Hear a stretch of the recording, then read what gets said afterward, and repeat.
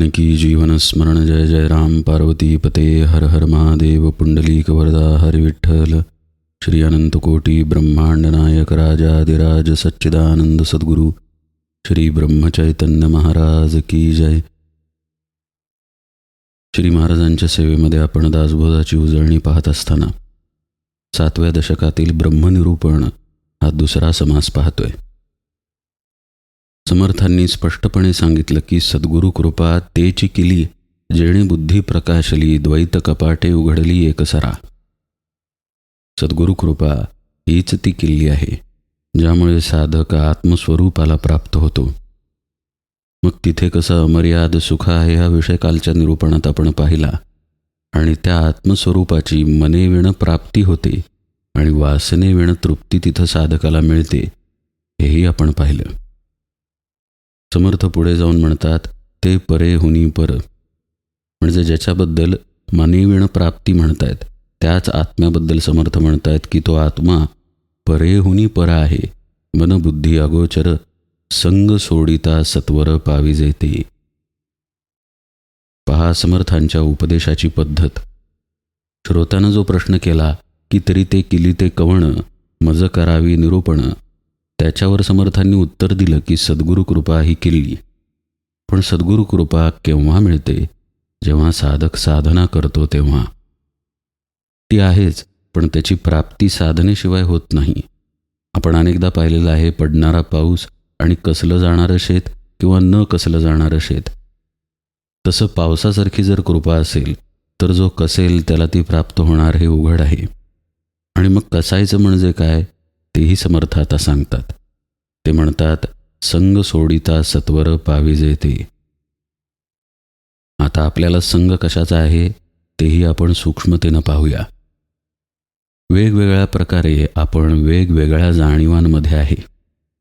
समजा आपण ऑफिसचं काम करत आहे तर ते काम करत असताना त्या कामासंबंधी सर्व गोष्टींचं भान आपल्याला असतं. म्हणजे समजा एखादा बँकेचं काम करत असेल आणि अकाउंट्स तपासत असेल तर त्याला आकड्यांची आणि बेरीज वजाबाकी याची जाणच नाही असं असू शकत नाही.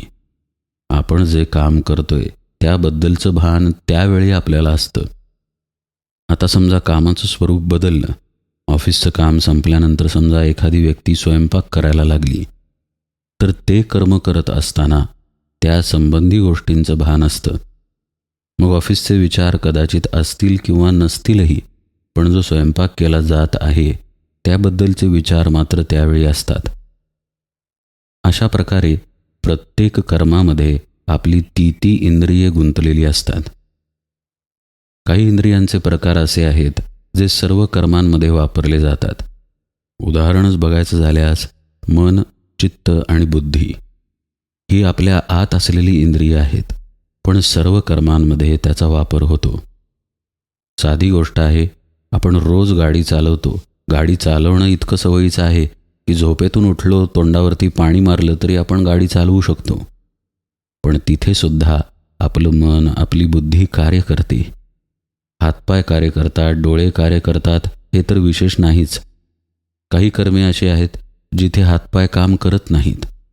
समजा आपण शांतपणे विचार करतोय की उद्या ऑफिसमध्ये माझं लेक्चर आहे तर आता काय काय बोलावं. त्यावेळी आपले हात आणि पाय स्वस्थ बसलेले आहेत, तरी आपलं मन सुरू आहे, आपली बुद्धी सुरू आहे.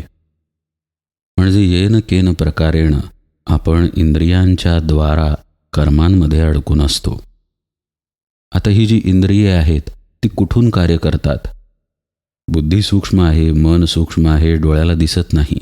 हातपाय डोळ्यांना दिसतात, पण ही सगळी इंद्रिये कार्य मात्र या देहाच्या मार्फतच करतात. देहाच्या बाहेर कुठेतरी मन आहे असं संभवत नाही. आणि इथेच आपली अडचण झालेली आहे. ज्या देहातून आपण वर्तन करत आहे त्याच देहातून ही इंद्रियेसुद्धा वर्तन करतात. लक्ष देऊन ऐका बरं का. इथे आपण आणि आपली इंद्रिये असा विभाग केलेला आहे. आपण म्हणजे आपली इंद्रिये नाही, पण इंद्रियेसुद्धा याच देहातून कार्य करत आहेत आणि आपला प्रकाशसुद्धा याच देहातून कार्य करत आहे. इंद्रियांच्या मागे आपला आत्मप्रकाश आहे. त्या प्रकाशाशिवाय इंद्रिय कर्मात प्रकाशित होऊ शकत नाहीत. पण हे सर्व एकाच देहातून घडत असल्यामुळं आपल्या बुद्धीला भ्रम होतो की हा देह म्हणजेच आपण आहे. आता हा जो भ्रम झालेला आहे याला म्हणतात संग. समर्थ सांगतायत, जे आत्मस्वरूप आहे ते परेहुनी पर मनबुद्धी अगोचर आहे, पण ते कळण्यासाठी हा संग सोडावा लागेल. आपण अनेकदा ऐकलेलं आहे की परा, पश्यंती, मध्यमा, वैखरी हे वाणींचे 4 प्रकार आहेत. एक प्रकारे क्रमवार पद्धतीनं प्रगटीकरण या 4 पायऱ्यांवरून घडतं. परेच्या तिथं स्फुरण आहे, पश्यंतीच्या तिथे त्या स्फुरणानं घेतलेला आकार आहे, परापश्यंती झाल्यानंतर मध्यमेच्या तिथे शब्द प्राप्त होतो आणि मध्यमेनंतर तो शब्द वैखरीतून बाहेर पडतो. असा हा जो क्रम आहे, या क्रमानं प्रत्येक वृत्ती बाहेर प्रगट होत असते हे पाहणं पण आवश्यक आहे. याच्या पलीकडे आत्मा आहे. याचा अर्थ असा की आत्म्याशिवाय कुठलीही वाचा अस्तित्वात येऊ शकत नाही.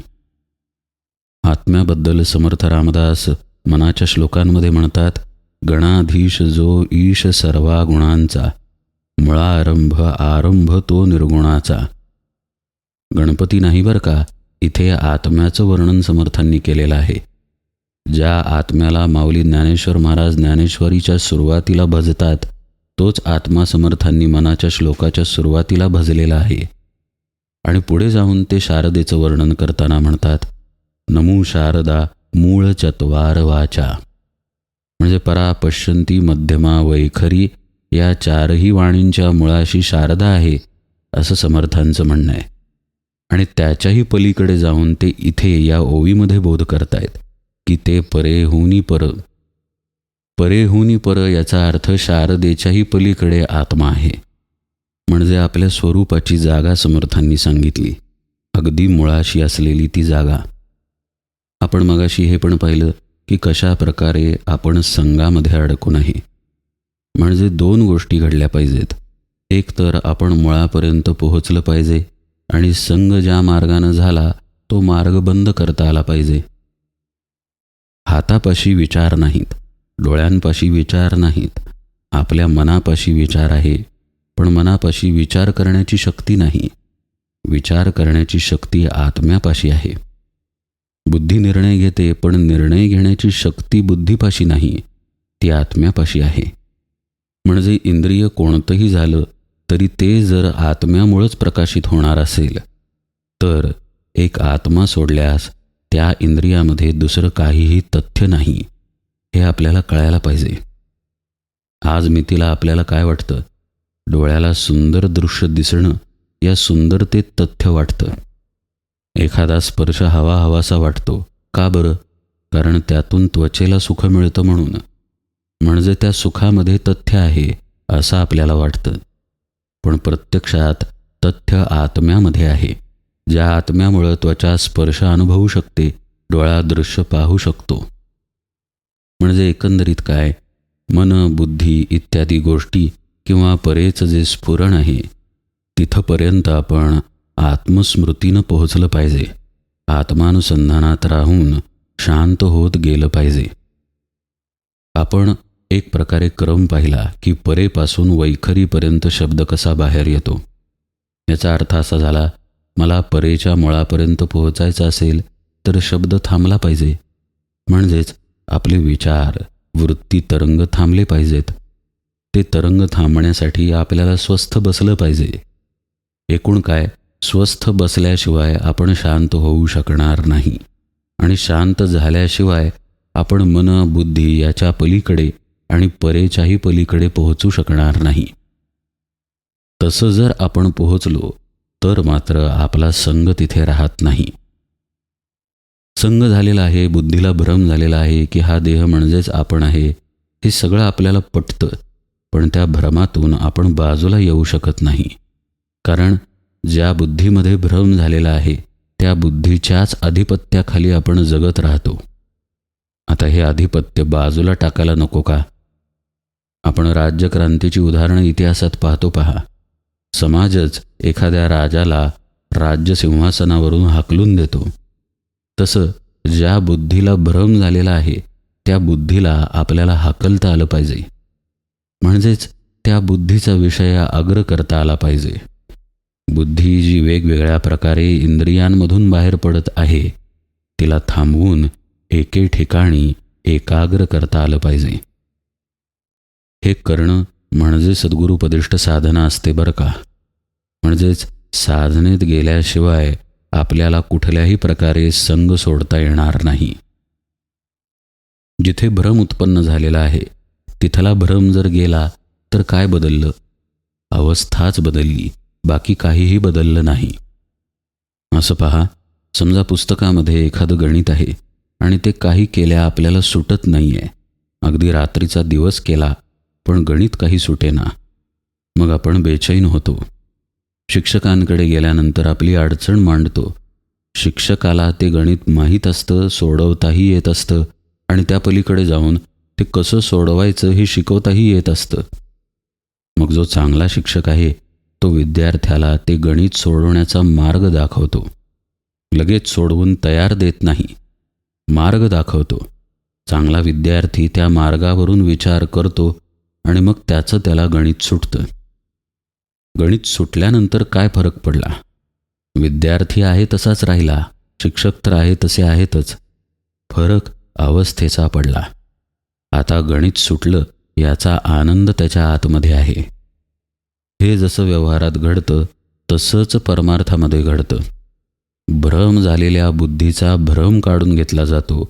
बुद्धी तिथेच राहते, पण आता ती अग्र असते, व्यवसायात्मिका बुद्धी असते. आणि अशी बुद्धी आत्म्याला ओळखू शकते, किंबहुना ओळखण्यासाठी पात्र ठरते. त्या बुद्धीमध्ये आत्म्याचा प्रकाश पडतो. जसं आपण आरशामध्ये आपलं प्रतिबिंब पाहावं तसा आरसा ही जर बुद्धी असेल तर त्या बुद्धीत आत्म्याचं प्रतिबिंब पडतं. आणि हे पडलेलं प्रतिबिंब आपल्या मनबुद्धीच्या पलीकडचं असतं. आपल्या म्हणजे आपल्या देहबुद्धीच्या मनबुद्धी पलीकडचं असतं. तिथं परेचा स्पर्श असत नाही, स्फुरण तिथे कुठलंही असत नाही. तिथे केवळ आत्मशांती असते. समर्थांनी सत्वर नावाचा अत्यंत महत्त्वपूर्ण शब्द इथं वापरला. ताबडतोब घडून येतं जर संग सुटला तर. संग सुटायलाच अनेक वर्ष प्रयत्न करावे लागतात, पण जेव्हा संग सुटतो त्यावेळी उशीर लागत नाही. अशी गोष्ट सांगितली जाते की अनंत काळापासूनची एक गुहा आहे. त्या गुहेमध्ये अनंत काळाचा अंधार भरलेला आहे. एक व्यक्ती तिथे गेला आणि त्यानं मशाल पेटवली. आता मशाल पेटवल्यानंतर अंधार अनंत काळापासून जरी असला तरी तो जायला अनंत काळ लागेल का? मुळीच नाही. ज्या क्षणी मशाल पेटली त्याच क्षणी तिथला अंधार नाहीसा झाला. हे जसं घडतं तसंच संग सोडिता सत्वर पावी येते असं आत्मस्वरूपाच्या बाबतीत घडतं. ज्या अवस्थेमध्ये देहबुद्धीचा संग सुटला जातो त्याच ठिकाणी त्याच वेळी आत्मस्वरूप अस्तित्वाला असतंच असतं. जे आहे तेच स्पष्टपणे दिसतं, पण तिथे संग सुटावा लागतो. आता खरं म्हणजे हा संग सुटणं हा सुद्धा अभ्यासाचा प्रांत आहे. हळूहळू करत हा संग सुटतो. आज ध्यानाला बसल्यानंतर देहबुद्धी आहे, उद्या बसल्यानंतरही देहबुद्धी आहे. समजा 10 वर्षानंतरही देहबुद्धी आहे, तर 10 वर्ष एक दिवसानंतर ती नष्ट झाली असं घडत नाही. साधनेमध्ये हळूहळू देहबुद्धी सैल होत होत निघून जाते. असाच परमार्थामध्ये न्याय आहे. एकदम कुणीतरी डोक्यावर हात ठेवला आणि पूर्णत्व प्राप्त झालं असं परमार्थात घडत नाही. सद्गुरू त्या शिक्षकासारखं केवळ मार्ग दाखवण्याचं कार्य करतात. मार्गावरून चालणारा जो असतो त्याला त्या मार्गाची प्रचिती येते आणि ती प्रचिती हळूहळू येत राहते. आपण समजा महाराष्ट्रातून निघालो हिमालयाकडे जाण्यासाठी. हळूहळू वातावरण बदलणार आहे. जसजसं आपण मध्य प्रदेशात जाऊ, नंतर पंजाबमध्ये जाऊ, हवा बदलेल, सगळं काही बदलेल, मातीसुद्धा बदलेल, अन्न पाणी सर्व बदलेल. पण जसजसा हिमालय येईल तसतसं आपल्याला खात्री पटत जाईल की आता आपण समुद्राकडे नाही तर हिमालयाकडे चाललो आहे. आणि जसजशी बर्फाच्छादित शिखरं दिसतील तसा आपला विश्वास दृढ होईल की आपण पोहोचलोच. व्यक्ती तशीच राहिली, पण बुद्धी मात्र बदलली, अग्र होत गेली. साधनेमध्ये असंच घडत जातं आणि जेव्हा देहबुद्धी लयालाच जाते त्यावेळी तिथे आपण आत्मस्वरूपानं शिल्लक राहिलेलो असतो ते तसेच्या तसे प्रगट होतो. म्हणून समर्थ म्हणतात की संग सोडिता सत्वर पाविजे ते. आणि हा संग कसा सोडायचा तेही समर्थ समजावून सांगतात. संग सोडावा आपुला, मग पहावे तयाला, अनुभवी तो या बोला सुखावे लगा. तयाला म्हणजे आत्म्याला आणि पहावे म्हणजे आत्मस्वरूप होऊन जावे. हे वेगळेपणानं पाहणं नाही बरं का, कारण संग आहे तोपर्यंत वेगळेपणानं अनुभव घेणं घडतं. संग सुटल्यानंतर तोच राहत असल्यामुळं आत्माच होणं हे तिथं घडून येतं. समर्थ म्हणतायत सुरुवातीला आपलेपणाचा संग सोडा, संग सोडावा आपुला. खरं म्हणजे संग कसा आहे आणि कसा सोडायचा हे सखोलतेनं आत्ताच आपण पाहिलं. तरीही आपण या विषयाकडं पुन्हा एकदा पाहूया. आपलेपणा आपल्याला आधी सोडायचा अभ्यास करावा लागेल. श्री महाराज म्हणतात पहा की आपला प्रपंच मुलं बाळं रामानं दिलेली आहेत असं माना. इथं श्री महाराज आपल्याला आपलेपणा सोडायलाच शिकवतात. एकदम देहबुद्धी सोडायला गेलो तर आपल्याला कदाचित जमणार नाही. साधकाची ही तीव्रता असते. आपण जर दिवस रात्र प्रपंचामध्ये अडकून असू, देहबुद्धी घट्ट असेल तर एकदम ती कशी जाणार? हट्टी डाग घालवण्यासाठी ते भांडं साबणात भिजत ठेवावं लागतं. म्हणून नाम घ्यावं, भगवंताला आपलं मानावं. आपण आपल्या माणसांना आपलं मानलेलं आहे, आपल्या देहाला आपलं मानलेलं आहे. तिथून तरी सुधारणा करून राम माझा, मी रामाचा असं तरी म्हणावं असं श्री महाराज म्हणतात. आधी त्या भगवंताला आपलंसं करा.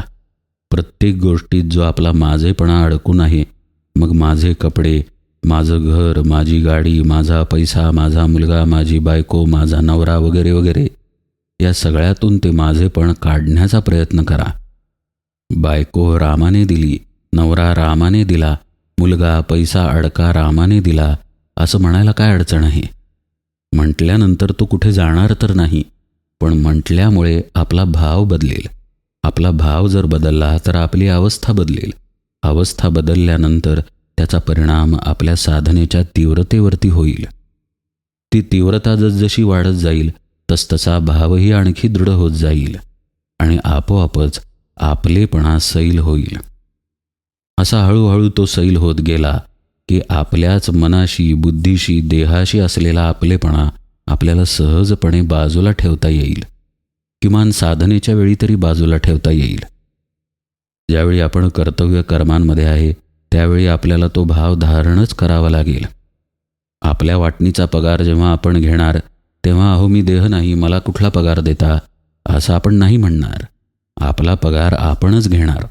पण निदान साधनेला बसल्यानंतर तरी आपल्याला आपल्या देहाची जाणीव बाजूला ठेवता आली पाहिजे. आपल्या मनाला बाजूला सरकवता आलं पाहिजे, शांत होता आलं पाहिजे. म्हणून आपलेपणा सोडण्याचा अभ्यास बाहेरून आतमध्ये करत आलं पाहिजे.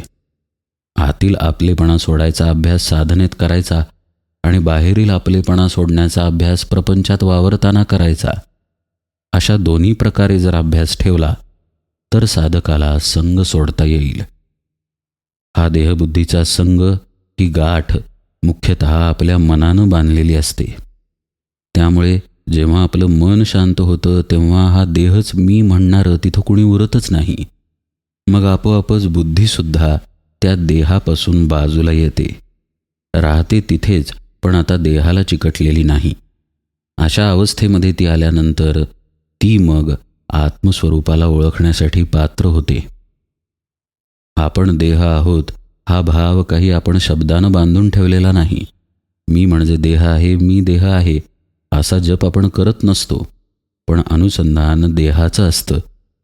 हे अनुसंधान आपण मनानं धरलेलं असतं आणि बुद्धीनं त्या अनुसंधानाचा निश्चय केलेला असतो आणि म्हणून या देहालाच आपण मी मानत असतो.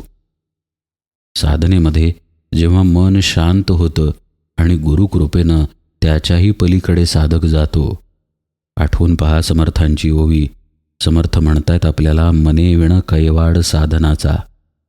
असं ज्यावेळी गुरुकृपेनं घडायला लागतं, म्हणजे आपल्या मन चित्त बुद्धीशिवाय सुद्धा आपण जेव्हा शांतपणे आत्मस्वरूपाच्या अनुसंधानात राहायला लागतो, तेव्हा मात्र आपलं मन मी देह आहे या भावाला सोडून मी आत्मा आहे या भावाला दृढ धरतं. आणि मग बुद्धीसुद्धा अहम आत्मा हा निश्चय करायला शिकते. म्हणजे हे सगळं साधनेद्वारे घडून येतं हे समजायला पाहिजे. केवळ ऐकून वाचून हे घडणार नाही. आपल्या बुद्धीला हे पटलं म्हणून घडणार नाही. प्रत्यक्ष साधना केल्याशिवाय बुद्धी मी आत्मा आहे या निश्चयात शिरू शकणार नाही. जेव्हा असं ती शिरते तेव्हा मात्र समर्थ म्हणतायत की जो अनुभव येतो तो जो अनुभवी आहे तोच जाणतो. म्हणून जो अनुभवी आहे, जो या प्रांतामध्ये शिरला, आपल्या मनाच्या पलीकडे गेला, त्याला हे बोलणं पटेल किंवा तो या बोलानं सुखावेल असं समर्थ म्हणतायत. संग सोडावा आपुला मग पहावे तयाला, अनुभवी तो या बोला सुखावेल गा. एवढं सांगून झाल्यानंतर समर्थांनी आपण कसे आहोत हे स्पष्टपणे एका ओवीमध्ये मांडलं. आपण म्हणजे मीपण, मीपण म्हणजे जीवपण, जीवपण म्हणजे अज्ञान संग जडला. असा आपला एकूण संघ आहे. आपल्या मीपणामुळं, आपल्या जीवपणामुळं आणि त्याच अज्ञानामुळं दृढ झालेला. आपलं जे जीवपण आहे तेच भ्रमरूप आहे. आपल्यापाशी आत्मपणच आहे. ते जीवपण आहे असं आपण समजतो, हा भ्रम, आणि भ्रमामुळे पडला संग. जे आहे ते नसून जे नाही तेच आहे असं आपण मानायला लागलो, हा झालेला संग आहे. हा मीपणा, हा संग जेव्हा साधक टाकायला शिकतो, कसा टाकायचा ते आत्ताच आपण विस्तृतपणे पाहिलं, तर तेव्हाच तो साधक आत्म्याशी एकाकार होऊ शकतो. म्हणून समर्थ म्हणतात, सोडिता तया संगासी ऐक्य होये निस्संगासी, कल्पनेविण प्राप्तीसी अधिकार ऐसा. आपण या विषयाकडे विस्तृतपणे उजळणीमध्ये पाहूया. आज निरूपण सेवेला इथेच विराम देतो. जानकी जीवन स्मरण. जय जय राम.